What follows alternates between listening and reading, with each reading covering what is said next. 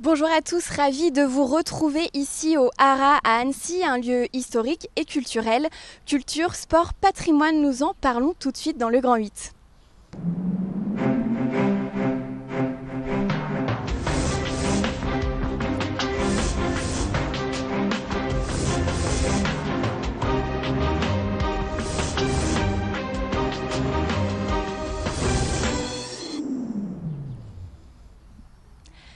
Bonjour à tous et bienvenue dans ce Grand 8 dédié à l'été et à toutes les activités qui l'accompagnent. Le programme est dense en Savoie, Mont-Blanc, sport, culture, patrimoine, événements. Nous allons en parler avec nos invités. Laure Tonnet-Bazaille, vice-présidente chargée de la culture et du patrimoine, et Pierre-Marie Charvos, vice-président du conseil départemental de Savoie en charge des sports. Mais avant d'aborder les temps forts de la saison estivale dans nos deux départements, nous nous intéressons à ce lieu avec vous. Dominique Puteaux, vous êtes conseiller départemental et maire adjoint de la commune nouvelle d'Annecy en charge de la culture. Tout d'abord, quelle est l'histoire de ce lieu, le Haras d'Annecy ? Eh bien, en fait, ce lieu a été construit après le rattachement de la Savoie à la France. La France souhaitait construire un certain nombre d'institutions sur notre territoire, la préfecture, le lycée et le Haras en 1895. Alors ce lieu, il a été occupé bien sûr par les haras nationaux, c'était pour la reproduction des chevaux. En 2009, ce site a été quitté par les haras. La ville avait fait inscrire à l'inventaire des monuments historiques à la fois les façades de ces bâtiments et le mur d'enceinte afin de protéger ce site. Et puis en 2013, c'est finalement en 2013 que la ville a pu racheter à France Gallo ce site qui est une véritable oasis urbaine au sein de la cité. Et quelle est l'ambition de la ville d'Annecy aujourd'hui pour ce lieu ? On a un projet qu'on pourrait résumer en différents axes. Tout d'abord, ouvrir ce site sur la ville. On a un mur d'enceinte, on a des bâtiments qui sont relativement introvertis, un peu comme un casernement. Donc ouvrir le site sur la ville. Bien sûr, consolider le parc. On a des magnifiques sujets, mais il n'y a plus grand-chose à nos pieds. Et l'idée, c'est de restituer le parc de 1885 avec des îlots de verdure. C'est ce qu'on découvrira à partir de 2020. Et puis, on a deux grands axes, deux grands objectifs en termes de contenu pour occuper ces 6500 mètres carrés de bâtiments. D'une part, un pôle gourmand avec une halle gourmande, un lieu de restauration. Et puis, d'autre part, un lieu dédié à la culture autour du cinéma d'animation. Et donc, l'idée est de créer une vitrine permanente autour du cinéma dans ce magnifique lieu.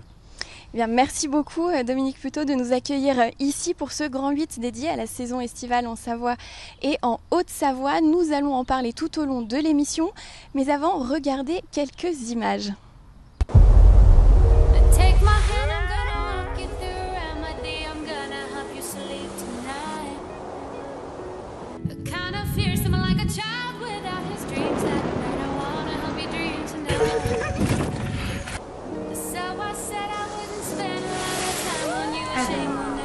Souviens-toi l'été dernier, première photo. Ah oui, excellent. Première photo de notre trip. Alors, et vous?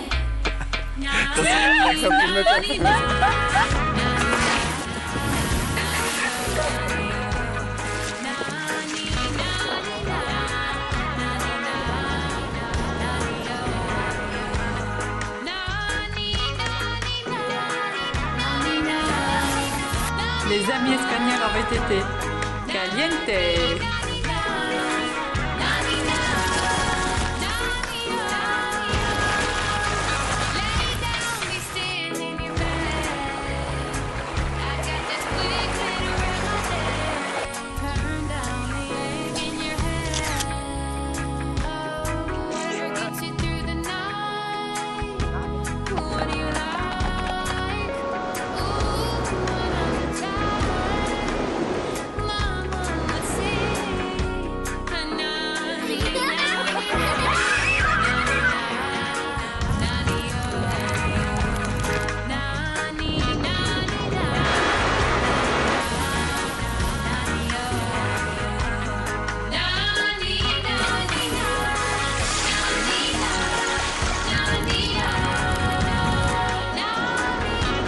L'escalade, chaud.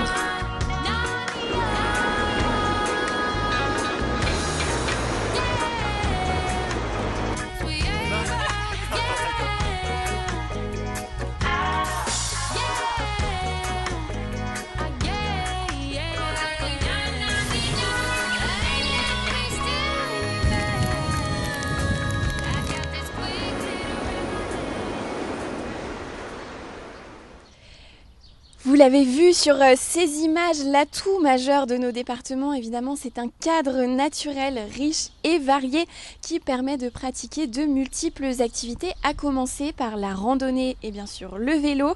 Alors 550 sentiers balisés côté Haute-Savoie. Côté Savoie, on a 6500 km de sentiers, des itinéraires cyclotouristes également. On pense notamment à la Via Rona, des cols mythiques en Savoie comme en Haute-Savoie.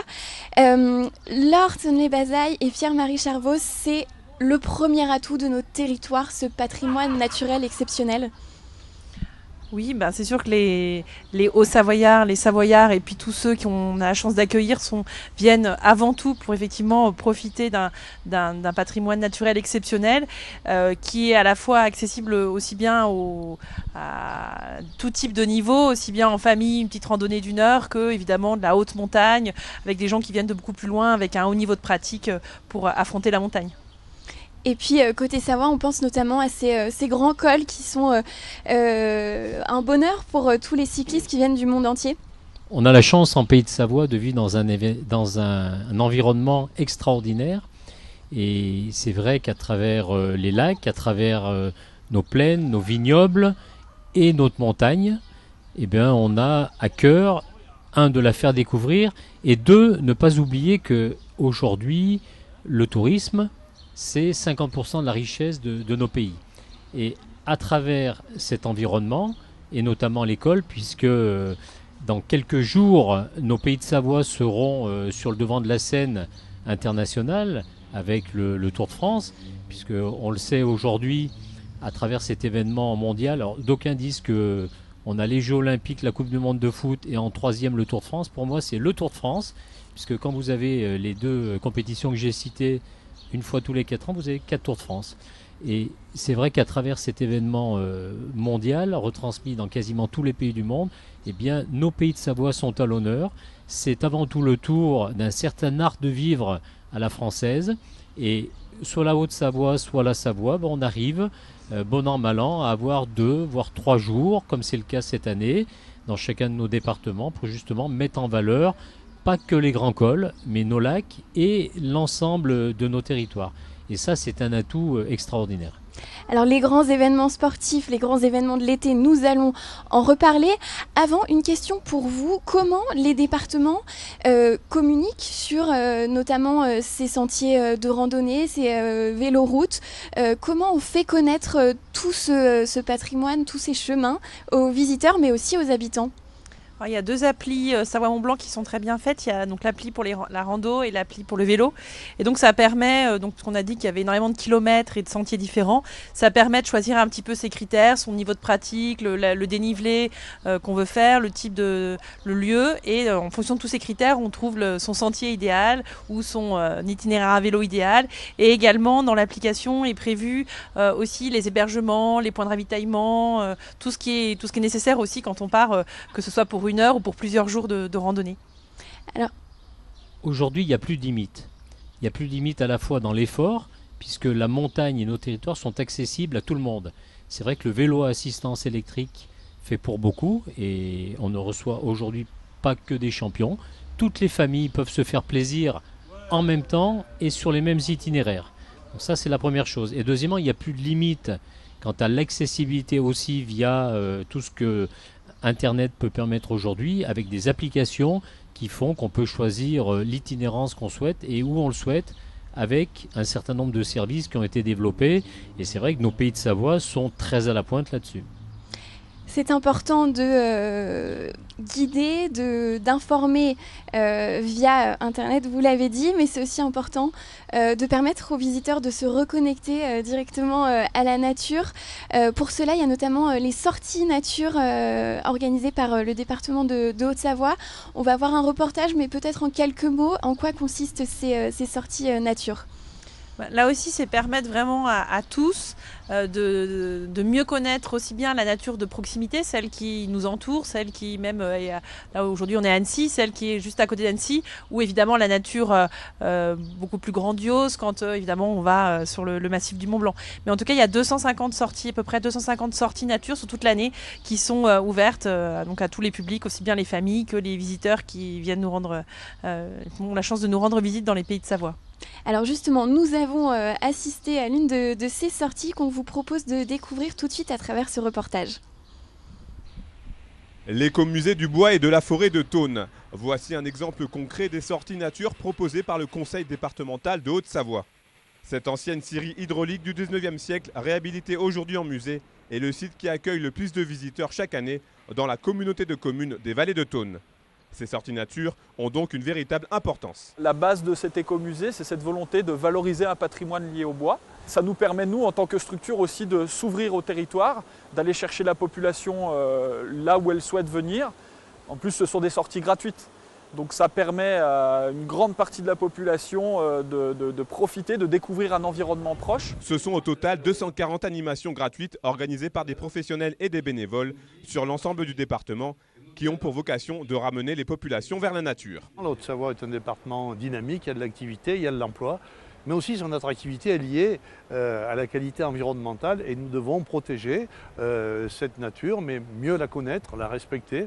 Et cette pédagogie très douce mais très efficace à destination des publics aux Savoyards, mais également des touristes s'ils veulent prendre le temps, c'est un gage de sécurité et de pérennité pour l'attractivité environnementale de la Haute-Savoie. Et pour rendre hommage à ce patrimoine naturel aux Savoyards, rien de tel que de mettre en avant les espaces naturels sensibles, la plaine du Fier ou encore l'étang de Crozagny à Saint-Félix, autant de sites qui ne demandent qu'à être connus. Pour la Haute-Savoie, en tout cas, il y a une ambition qui est forte.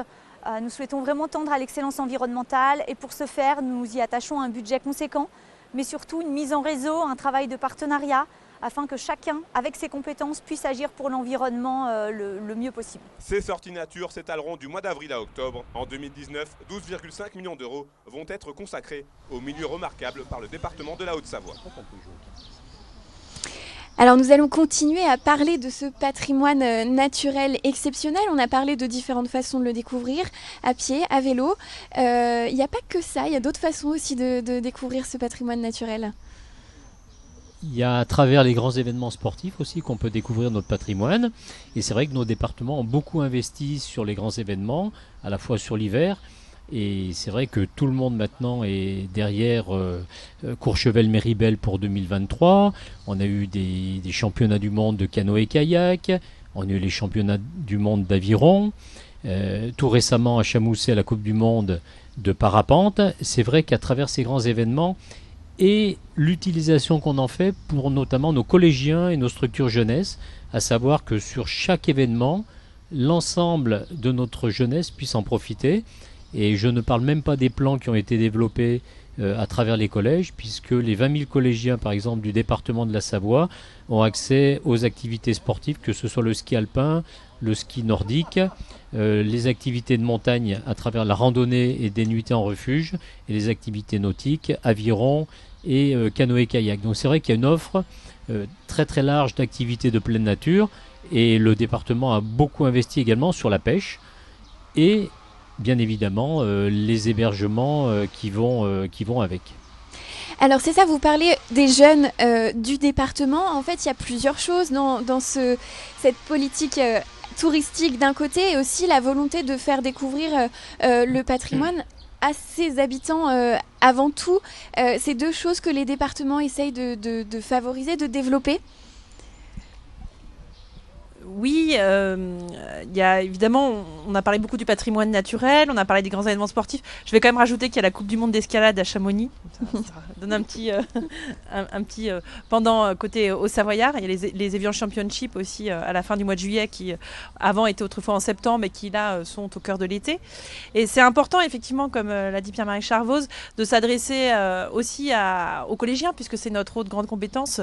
Et puis c'est les sportifs de demain, c'est ceux aussi qui pratiqueront le territoire demain. Et donc effectivement, savoir nager, savoir skier, le canoë-kayak, l'aviron, la voile, c'est aussi des sports importants sur notre territoire, à la fois en termes d'emploi, mais aussi de découverte du patrimoine naturel. C'est vrai que quand on pratique un stage que les collégiens pratiquent sur le lac d'Annecy ou le lac du Bourget ou le lac d'Aiguebelette, le kayak ou la voile, ça leur permet de découvrir un environnement sous un autre angle, aussi d'apprendre la faune, la flore, la protection de l'environnement. Donc c'est complémentaire, donc à la fois la pratique sportive et puis la découverte du milieu.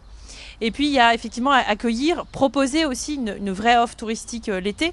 C'est un enjeu puisqu'évidemment nos territoires sont très connus pour l'activité hivernale, pour le ski, mais c'est important aussi pour nous de faire vivre, à travers nos aides départementales, de faire vivre vraiment nos territoires toute l'année. Et donc on aide particulièrement aussi le développement de l'offre 4 saisons, que ce soit aider les stations de sport d'hiver à avoir une vraie offre estivale pour attirer les familles. Par exemple, le festival qu'on aide le plus chaque été, c'est Au Bonheur des Mômes au Grand Bornand. C'est important pour nous d'accompagner ce festival puisque c'est un festival qui permet pendant une semaine de faire vivre complètement la station avec des familles. C'est aussi développer la luge d'été dans d'autres stations. C'est rénover le tramway du Mont Blanc. C'est rénover des refuges. Donc c'est vraiment intervenir aussi sur ce tourisme 4 saisons. Et du sport, de la nature à la culture, il n'y a qu'un pas. Pour aller vers ce thème, on va d'abord parler d'une exposition qui a lieu en Savoie, du côté du musée Fort, à propos d'un artiste haïtien. Regardez ce reportage. Hibou croyait qu'il était laid. Cependant, il rencontra une fille avec laquelle il conversa. Ce sont les prémices du conte du hibou, mise en peinture par l'artiste haïtien Jasmin Joseph et exposée au musée Fort d'Aix-les-Bains. Les 22 tableaux du hibou colorent les murs et font écho aux sculptures d'animaux de la collection permanente. Si ce hibou est venu tout droit d'Haïti, c'est grâce à l'initiative de la Fondation Fassim.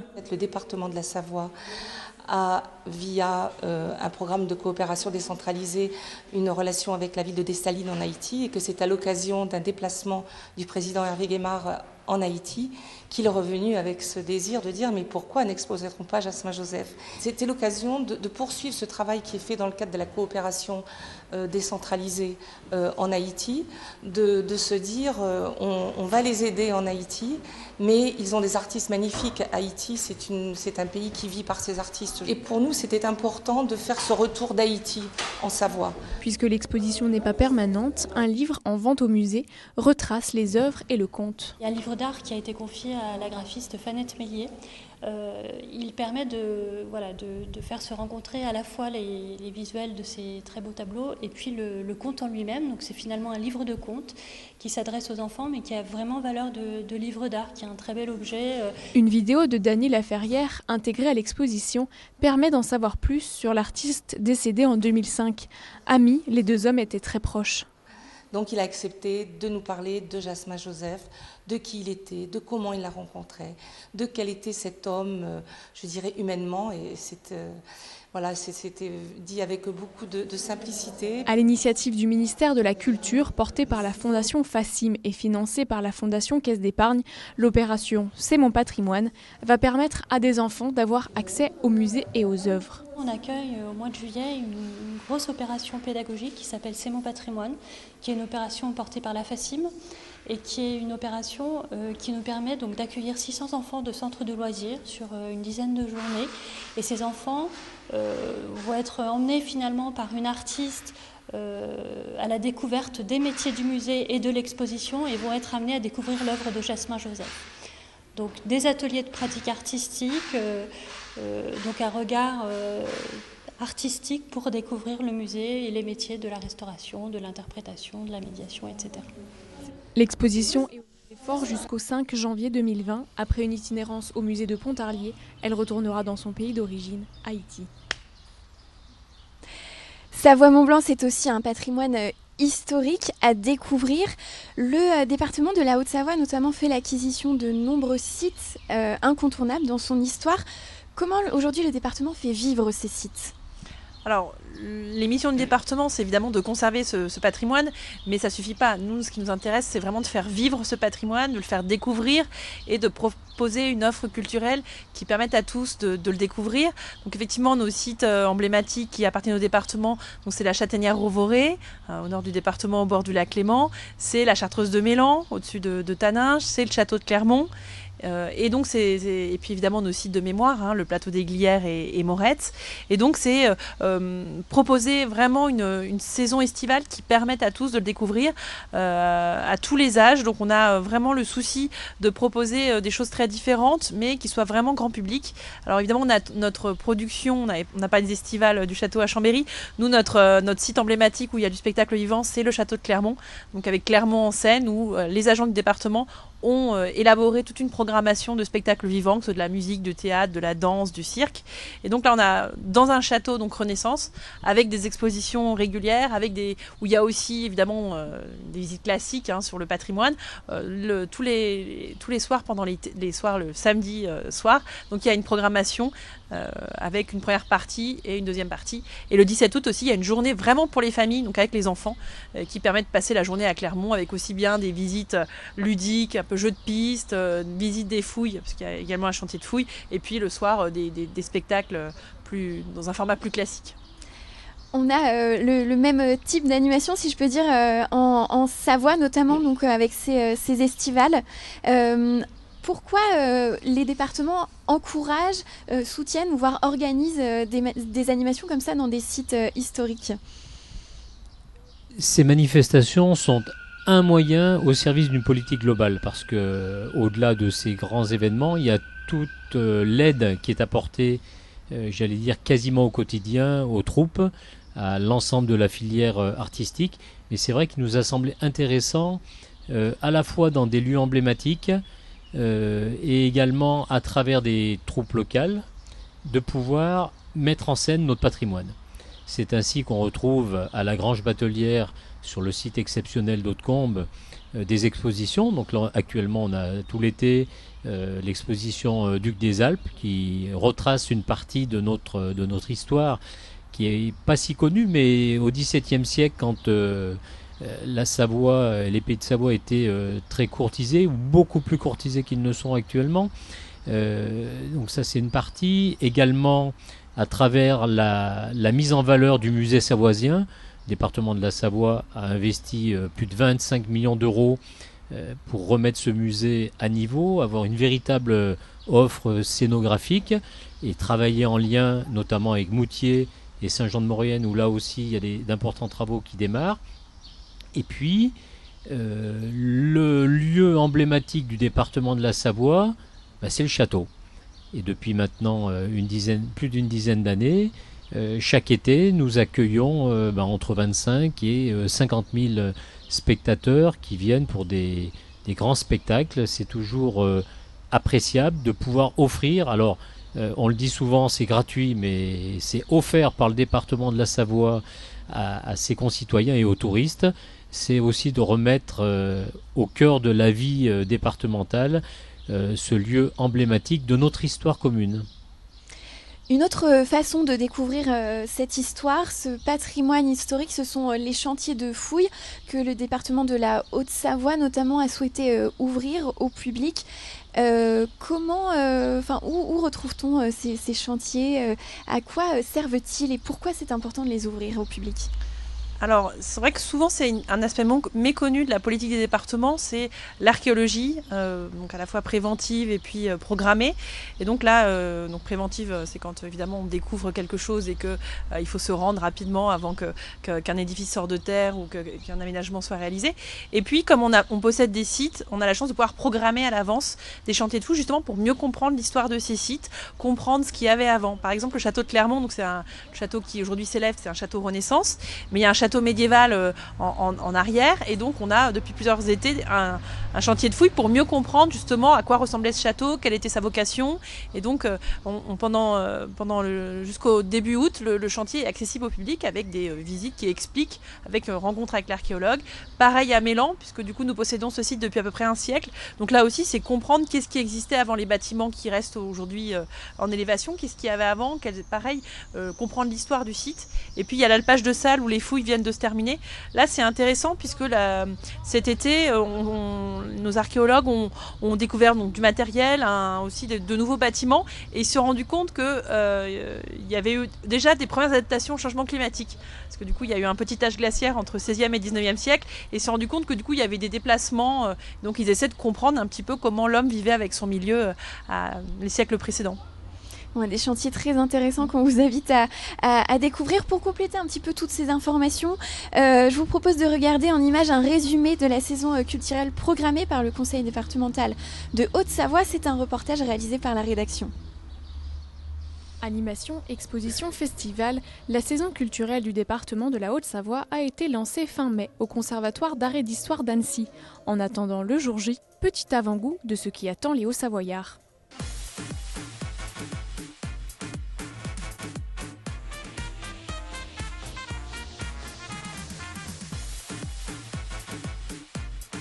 Les événements culturels de l'été partout sur l'ensemble du territoire s'articulent particulièrement autour de 3 endroits emblématiques de la Haute-Savoie. Cette saison culturelle, on va la décliner sous un aspect familial, ludique, insolite parfois, avec 3 sites supports qui sont un site historique, celui des Glières, un site de cœur, celui de la Chartreuse de Mélan, et puis le site du château de Clermont, un patrimoine acquis par le département et valorisé par le département.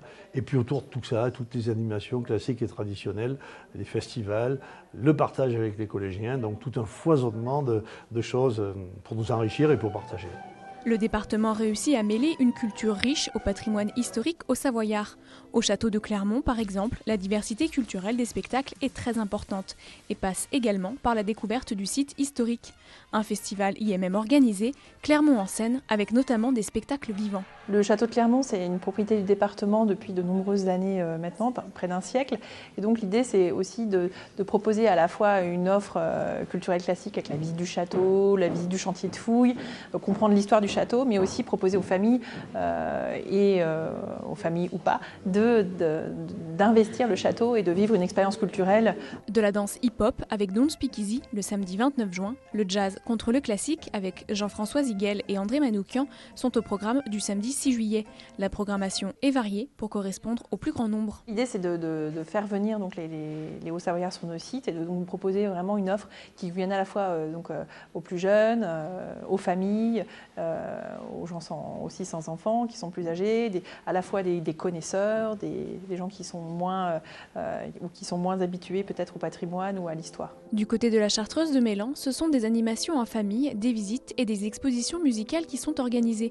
Au plateau des Glières aussi, l'été va être chargé avec des expositions et animations pour tous les âges. Tous les événements sont à retrouver sur le site et application haute-savoie-expérience.fr.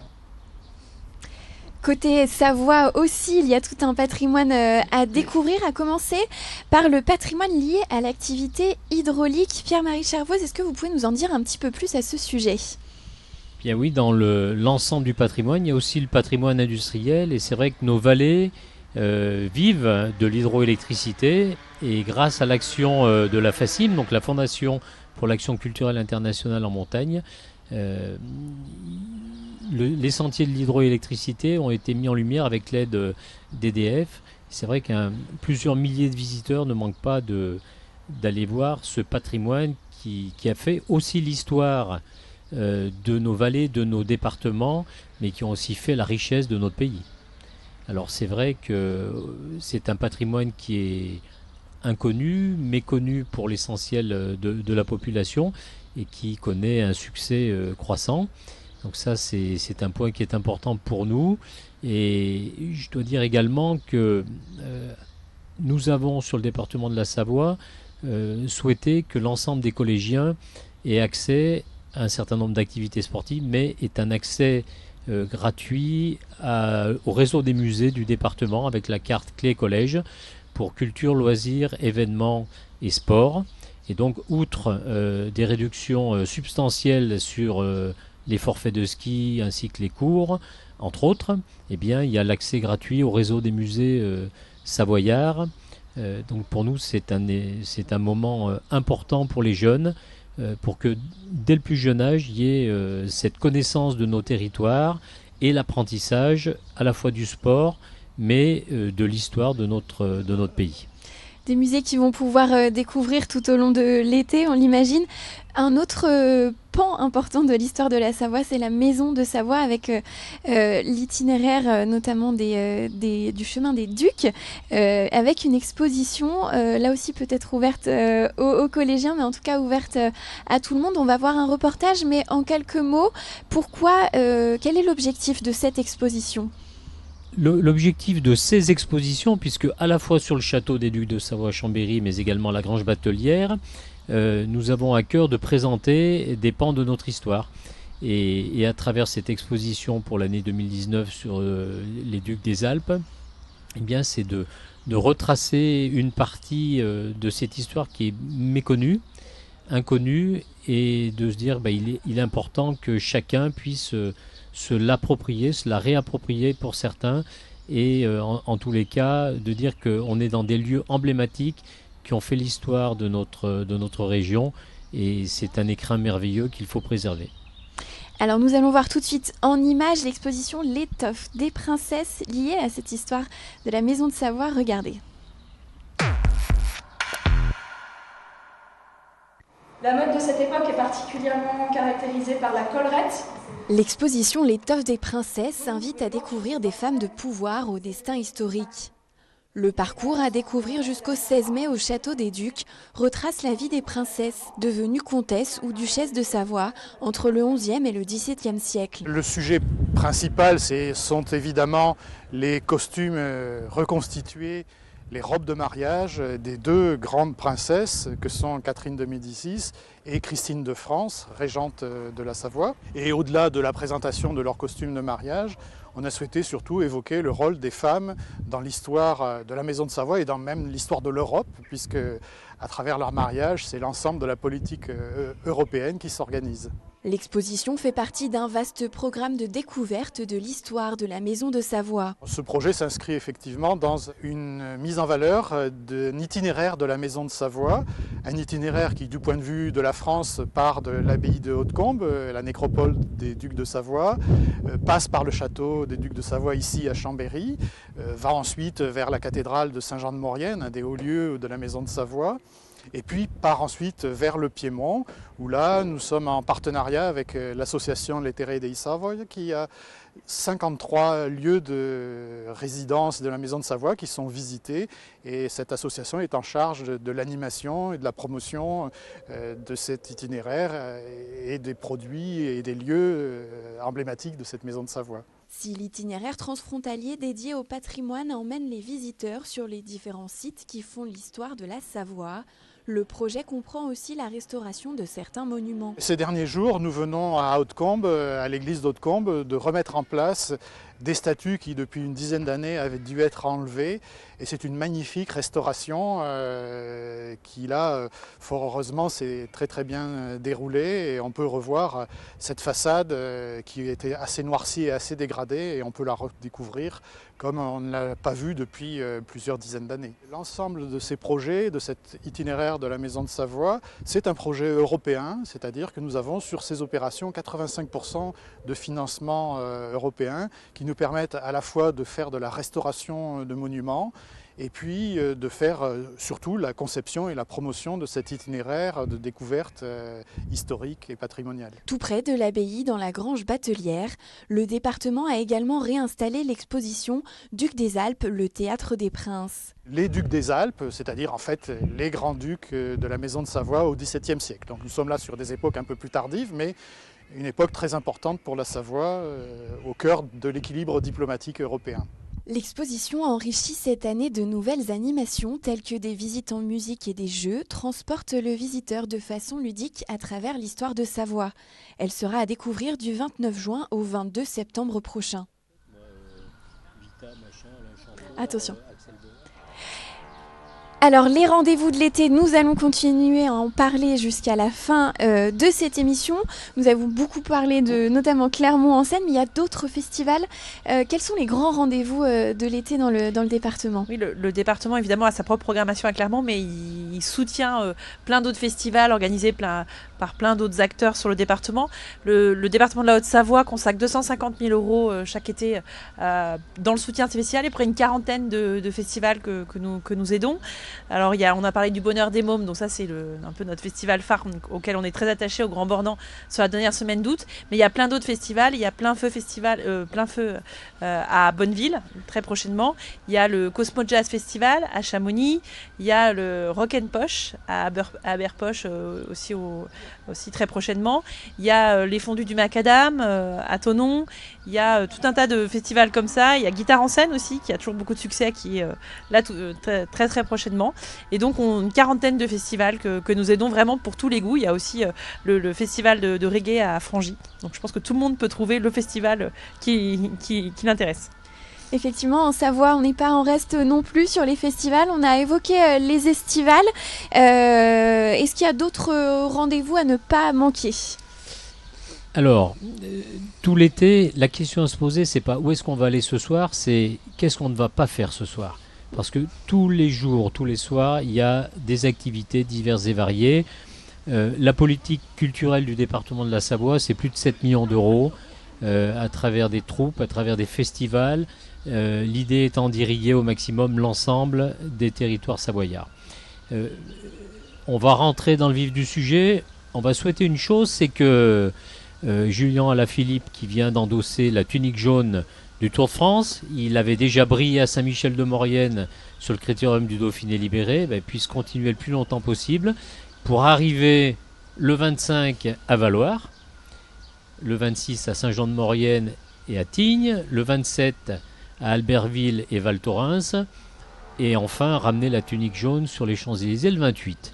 C'est tout le mal qu'on peut lui souhaiter, et c'est tout le mal qu'on peut se souhaiter également, puisque une fois de plus, le Tour va se jouer dans les Pays de Savoie. Et ça, c'est une volonté commune de nos deux départements, c'est d'être présent sur cette grande épreuve, tout comme être présent à travers Savoie-Mont-Blanc sur le Tour de l'Avenir, d'être présent sur le Tour Savoie-Mont-Blanc. Nous voulons avoir toute la filière cyclo qui est pour nous extrêmement importante. Et puis la cerise sur le gâteau, c'est qu'également le 21, il y aura l'étape du Tour entre Albertville et Val Thorens avec plus de 15 000 cyclo-amateurs. Et quand on dit amateurs, pour les premiers qui feront l'étape du Tour en 5 ou 6 heures, c'est du quasi-professionnel. Et bien là aussi, c'est une mise en valeur, un éclairage exceptionnel qui est mis sur nos deux départements. Le Tour de France, c'est plus de 100, des diffusions dans plus de 100 pays dans le monde, et on le voit à travers notamment l'étape du Tour. Il y a 80 nationalités représentées sur cette étape du Tour à travers les 15 000 coureurs. Donc c'est vrai qu'il y a des gens qui viennent du monde entier. Alors ils ne viennent pas que pour une journée, ils viennent forcément passer leurs vacances et s'établir pour un petit temps dans les Pays de Savoie. Alors vous avez embrayé des festivals aux grands événements sportifs. En Haute-Savoie aussi, on retrouve des grands temps forts de cette saison sportive. Tout l'été, qu'est-ce qu'on va notamment pouvoir voir, admirer, encourager en Haute-Savoie ? Alors bon, on n'a pas la chance d'avoir l'étape du Tour cette année, on l'a transmis côté Savoie, mais donc on a le festival d'escalade à Chamonix qui est un grand moment. On a les Evian Championship qui ont été décalés de septembre à la fin juillet, donc évidemment à Evian. On a tout un tas de manifestations sportives qui ont eu lieu aussi, qui sont soutenues par le département. Je pense par exemple à la Maxi Race qui a eu lieu autour du lac d'Annecy. Et puis on aide tout un tas d'événements importants, même si cette année on n'a pas la chance d'avoir une ville d'étape du Tour de France, mais l'année prochaine. Pourquoi c'est important pour les départements de soutenir, de favoriser, d'accueillir ces grands événements ? Est-ce que ça donne aussi une visibilité au département ? Ça donne une visibilité. C'est sûr que c'est un aspect touristique important puisque on a parlé du vélo, on a parlé de la randonnée. Voilà, le Tour de France, c'est pas seulement une visibilité de nos territoires, c'est aussi des gens qui viennent sur place assister aux étapes. C'est des gens qui reviennent après pour monter en haut des cols. Donc c'est pour ça qu'on essaie de développer sur nos deux territoires vraiment des itinéraires. On essaie de faciliter, de fermer aussi certains cols à certains jours pour permettre aux cyclotouristes de pratiquer dans des bonnes conditions. Et puis c'est aussi faire vivre nos clubs, faire vivre tous les sportifs de notre territoire, et puis c'est donner aussi envie aux plus jeunes de pratiquer et de devenir à leur tour des pratiquants chevronnés des différentes disciplines de nos territoires. En conclusion, peut-être, Pierre-Marie Chavos, vous vouliez nous dire un mot encore sur le Tour de France ou d'autres événements? Je voulais simplement compléter ce que disait ma collègue Laure, c'est que la semaine dernière, je discutais avec des Péruviens qui m'expliquaient qu'ils étaient venus en France uniquement pour une chose qui les faisait rêver depuis 3 ans, c'était d'escalader les lacets de Montvernier. Quand on a entendu ça, on se dit qu'on est dans le vrai. Quand on soutient les grandes compétitions, quelles qu'elles soient, ça fait rêver le monde entier. C'est des gens qui viennent pour nous voir, c'est de l'emploi, c'est de l'activité sur l'ensemble de nos départements. Et sachant qu'il ne faut surtout pas oublier celles et ceux qui sont avant tout et surtout nos premiers clients, c'est notre jeunesse, et que l'ensemble de ces activités doit aussi profiter, et surtout profiter en priorité à nos jeunes et moins jeunes. On a parlé sport, on a parlé culture, on a parlé patrimoine. Où est-ce qu'on peut retrouver toutes ces informations, qu'on soit du département ou d'ailleurs? Quels sont les contacts, les sites web où on peut retrouver ces informations? Alors plus particulièrement pour la Haute-Savoie, sur le site haute-savoie-expérience.fr où il y a toutes les animations, tous les grands rendez-vous. Et puis pour l'ensemble de nos territoires, évidemment, on a le portail de référence qui est Savoie Mont Blanc, où là on peut retrouver tous les grands événements et toutes les modalités. Merci beaucoup. Merci. Moi je voudrais dire simplement une chose, c'est que on oppose bien souvent, parce qu'on parle des grands événements, le sport professionnel, le sport amateur, on parle beaucoup des bénévoles. L'engagement de nos deux départements, il est déterminant parce que à travers ces interventions, on permet l'excellence. Soutenir des activités, c'est de faire en sorte que nos clubs, c'est que nos sportifs, nos acteurs, tous nos intervenants culturels soient les meilleurs et en tous les cas tirent tout le monde vers le haut. Avoir une équipe et soutenir une équipe comme le Chambéry Savoie-Mont-Blanc Handball, qui d'ailleurs, soit dit en passant, vient de ramener la Coupe de France dans nos territoires, eh bien c'est tirer vers le haut toute la filière sportive et donner encore plus de raisons aux bénévoles de s'engager et à tous les jeunes de rêver. Et je vous donne d'ailleurs rendez-vous, puisque ça fait partie également des événements de l'été, le 8 août à Saint-Jean-de-Maurienne. On aura une affiche particulièrement alléchante avec le Chambéry Savoie-Mont-Blanc Handball, vainqueur de la Coupe de France, et le champion d'Europe, le Montpellier Hérault Handball, donc le 8 août. Là aussi, c'est un événement de plus, mais c'est surtout tous les bénévoles du département, toutes celles et ceux qui donnent toute l'année, qui auront une satisfaction de plus. En tout cas, le rendez-vous est pris. Peut-être en conclusion, un petit mot de fin. Que souhaitez-vous aux habitants, mais aussi aux visiteurs qui vont découvrir nos territoires en cet été 2019 ? Évidemment, de passer un très bel été sur notre territoire et puis peut-être d'aller dans des endroits qui sont moins emblématiques, parce qu'il y en a vraiment une très grande richesse vraiment aux 4 coins de notre territoire, et que bien sûr il y a des incontournables, mais il y a aussi plein de choses à voir dans toutes les communes et dans tous les territoires. Merci beaucoup Laure Tonley-Bazaille, Pierre-Marie Chavos de nous avoir accompagnés pour ce Grand 8 spécial été 2019. Merci à la ville d'Annecy de nous avoir accueillis ici au Haras en plein cœur d'Annecy. Merci à vous pour votre fidélité à 8 Mont Blanc et à très bientôt.